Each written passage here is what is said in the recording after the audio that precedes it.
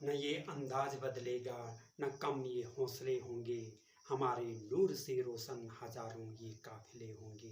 हमारी राह के पत्थर किसी दिन देख लेंगे ये खुद। वहीं से रह गुजर होगी जहाँ से हम चले होंगे।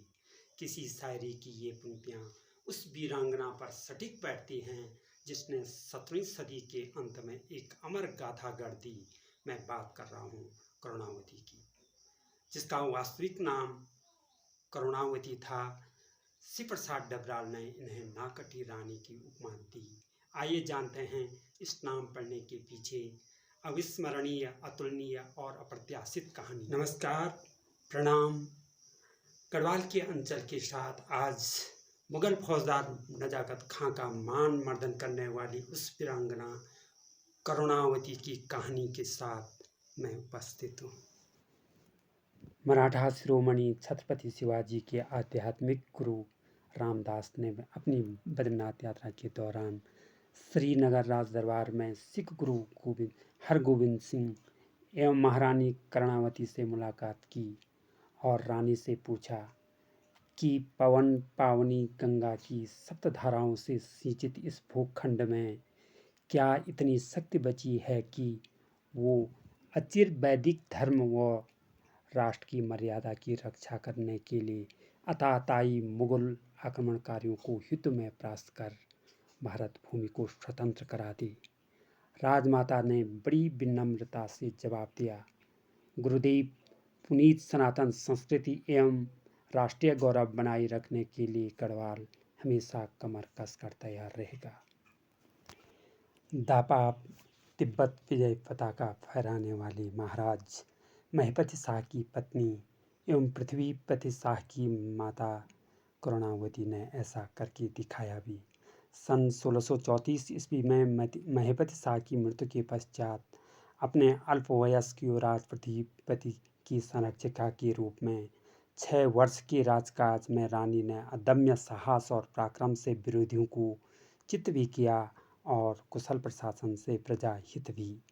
रामायण प्रदीप के अनुसार स्वाभिमानी, स्वच्छंद, पराक्रमी तथा महान साहसी महिपति शाह के शौर्य से दिल्ली दरबार बैर भाव रखता था। सही मौके के इंतजार में शहंशाह ने कांगड़ा पहाड़ियों के फौजदार नजाकत खां के नेतृत्व में एक विशाल सेना गढ़वाल पर आक्रमण करने के लिए भेजी। इटली यात्री निकोलस मानुची ने स्टोरियो डू भगोर में लिखा कि 1 लाख पैदल और 30,000 घुड़सवार मुगलों ने रायवाला में डेरा डाल दिया।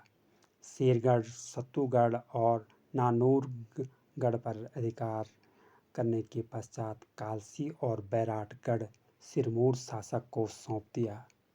रानी ने अपने सेनानियों यथा माधव सिंह भंडारी, दौलत बेग और बनवारी दास से विमर्श किया। इस बीच मुगल चीला, गोहारी, कुनाऊं, लक्ष्मण झूला एवं मोहनचट्टी होते हुए श्रीनगर कूच करने की तैयारी करने लगे। रानी ने बड़े कूटनीति से सहारा लिया और नजाकत खां को संदेशा भिजवा कि मैं मुगल बादशाह की आधीनता स्वीकार करने के लिए तैयार हूँ। यदि मुझे 2 सप्ताह का समय मिले तो मैं 10 लाख नजराना भेंट कर दूंगी। मगर 1.5 माह बाद भी रानी ने कुल 1 लाख रुपए दिए। इस बीच रानी ने आने जाने के सारे रास्ते बंद कर दिए, सेना की रसद रोक दी। भूखी, बीमार, ग्रस्त सेना को चारों ओर से घेर दिया गया। मुगलों में भगदड़ मच गई। मुगलों की सेना के घोड़े, युद्ध सामग्री और हथियार लूट लिए गए।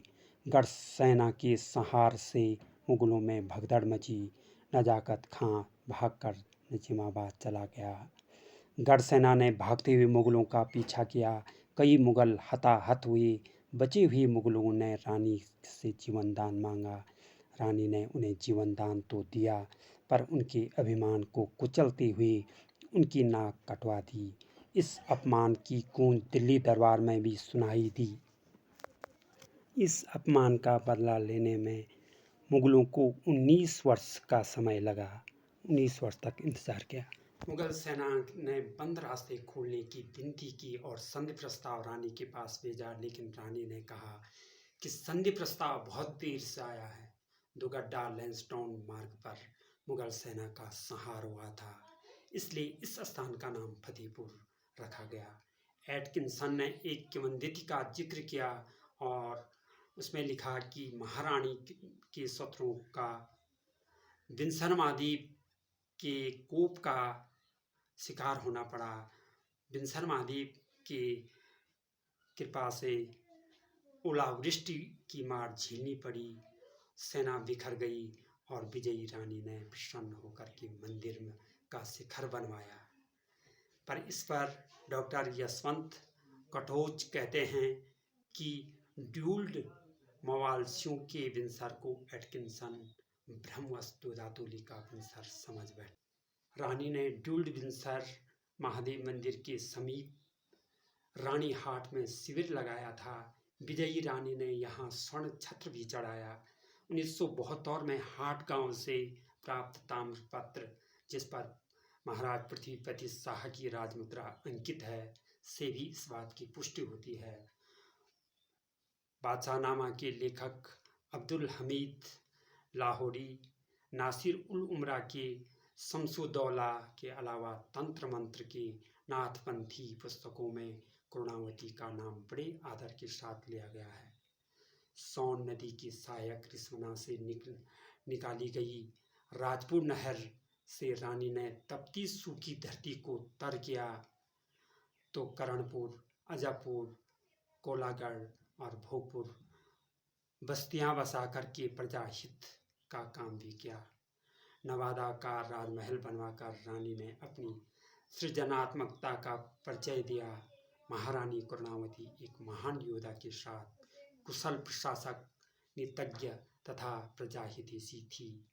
भारतीय इतिहास के पन्नों में इस वीरांगना को वो स्थान नहीं दिया गया जिसकी वो हकदार थी।